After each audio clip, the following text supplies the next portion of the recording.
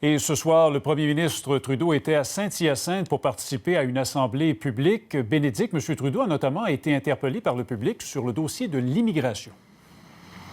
Tout à fait, Raymond. Il a répondu à des questions pendant, je vous dirais, un peu plus d'une heure ici à Saint-Hyacinthe. Était attendu par des manifestants de la meute, notamment à l'extérieur. À l'intérieur, il y avait aussi certains gilets jaunes, des militants de Storm Alliance.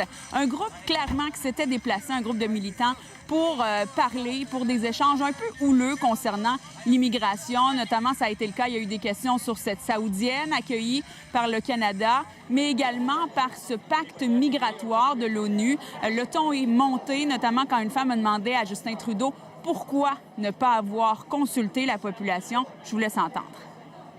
Ce pacte sur l'immigration, c'est un pacte qui, en aucunement, limite le Canada dans sa souveraineté de déterminer comment et qui on va accepter comme immigrants. Il y a énormément de fausseté qui se propagent sur la question de cette pacte.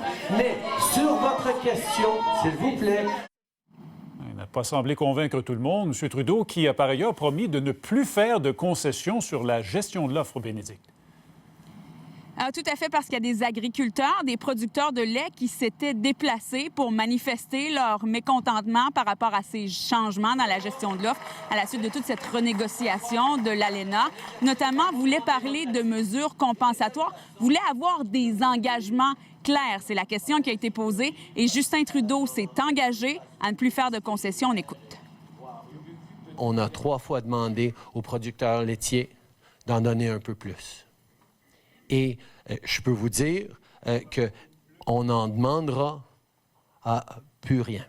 Parce que les accords qu'on est en train de négocier maintenant et les accords qu'on négociera dans l'avenir n'impliqueront plus aucune atteinte aux producteurs laitiers. Ça, c'est une promesse que je peux vous donner maintenant, aujourd'hui.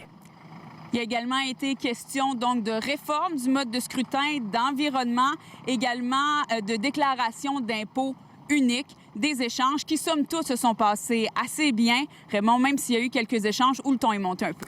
Bénédicte Lebel qui nous parle en direct de Saint-Hyacinthe ce soir. Merci beaucoup. Merci.